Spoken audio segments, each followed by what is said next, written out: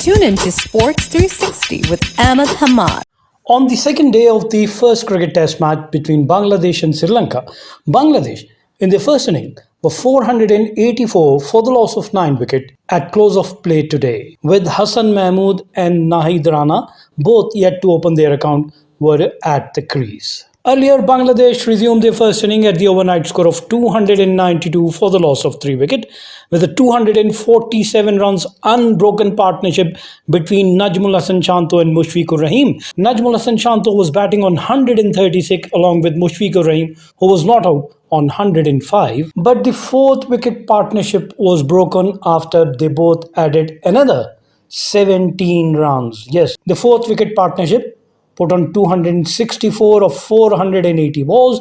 Mushfiqur Rahim contributed 110 and Najmul Hossain Shanto 148. Then Mushfiqur Rahim and Litton have 149 runs, 5th wicket partnership of 265 balls, and Mushfiqur Rahim 53. Litton contributed 90 in that partnership, but when the total reached 458 in the 141st over, Mushfiqur Rahim departs after scoring 163, the highest for Bangladesh in their first inning. 163 of 350 balls, hitting 9 fours, and it has a strike rate of 47. He was legged before by Fernando.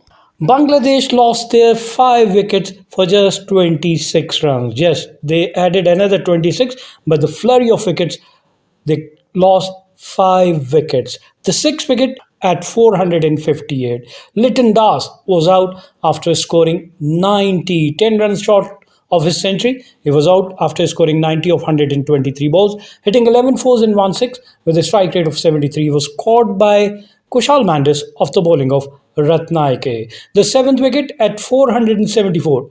Zakir Ali was the 7th to go in the 147th over, and he was out after scoring 8 of 16 balls bowled by Rathnayake, while the 8th wicket fell at 483. Taijul Islam was out after scoring 6, and he was also bowled by Rathnayake.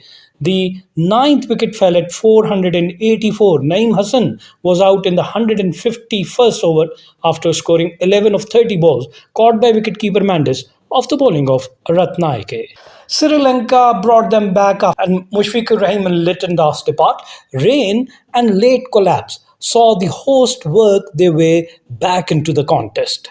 Earlier, Mushfiqur Rahim, Najmul Hossain Shanto and Litton scored 401 runs among them, but the complexion of the game changed after 2 hours rain interruption as Sri Lanka came roaring back late in the day to leave Bangladesh on 484 for 9 at stump of day 2 in Galle. It meant the 20.4 overs bowled in the final session saw 5 wickets fall for 61 runs and resulted in a dramatic Bangladesh collapse, falling 2 mammoth back-to-back stands of 264 and 149 between Najmul Hossain Shanto and Mushfiqur Rahim, and then Mushfiqur Rahim and Litton Milan Rathnayake, who toiled with little reward, was the chief beneficiary of the rain break. His 22.4 overs went for 38 runs, but once some moisture had returned to the surface, he became instrumental running through the lower order ante. Zakir Ali was the first victim when an 123 km per hour in-swinger snuck through his defense. He then got one to seam away from Naeem Hassan, who edged behind before angling one into Taijul Islam and castling him. Asitha Fernando, meanwhile, was responsible for breaking both monster partnership. Shanto had chipped a drive to mid-off in the morning session, and then late in the day, Asitha angled one back into Mushfiqur to trap him leg before, a decision that was upheld upon referral on umpire's call. Debutant Tharindu Rathnayake meanwhile frustrated Litton with a defensive leg stump lines, which eventually resulted in an ill-judged reverse sweep that popped up for Kushal Mendes to come around and grab. In terms of mood-shifting session, Sri Lanka could not have asked for more, particularly as for the most of the day, it looked like Bangladesh would continue to pile on the runs in the aim of batting just won this test. up until the rain break, and little after that, rather than Bangladesh getting bowled out, the more immediate prospect seemed to be of them reaching 550 or possibly 600. Sri Lanka had their chances, but none truly clear-cut. Either side of the morning drinks break, there were run-out opportunities that went bagging. The first, a result of a throw being sent to wrong end. The second, missed direct hit. The very next over, Mushfiqur Rahim took on Parbat Jayasuriya and laced once inches over his head. By the time Parbat put his hands up, the ball had already passed. A half chance at best.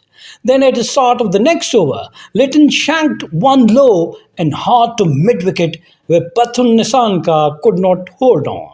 Milan, who has exited the field earlier in the day with a seam muscle strain, was back in action after lunch, and his persistence seemed to have paid off when he eventually drew a false stroke from Mushfiqur, jagging one back from a good length between pad and pad. The ball struck the back pad in front of middle stump, and Milan sent off cerebral appeal, except the umpire was unmoved. That instant review from Sri Lanka showed the ball had deviated just enough to be hitting the wickets, but not enough to overturn the umpire's call. The look of frustration, disbelief, and defeat on Sri Lankan faces told a story. The rain came shortly after, and Sri Lanka were forced to sit with that feeling. It was particularly galling in that at the start of the day, Asitha had similarly trapped Shanto, and at that time the finger had gone up only for the DRS to reveal there was some bat involved. But with the change in the weather, so did Sri Lanka's fortune shift. Litton took it up himself to up the tempo, targeting Parbat in particular. They highlight a pair of delectable late cuts. Mushfiqur, however, was being kept quiet at the other end, and that allied with some tiredness was probably what led to his dismissal. Perhaps in the hindsight, Bangladesh may also wonder if they should have pressed the scoring rate a little higher when so little was on offer for the bowler for most of the day. But as it was, Sri Lanka stuck to steady lines and length, and Bangladesh were happy to proceed at a scoring rate of around 3 and over. To put it into a context, Australia had earlier this year romped at roughly 4 and over in Galle to really put the pressure on the bowler. There were periods, to be fair, when Bangladesh would seek to up the scoring, with Litton in particularly happy to take on the bowling.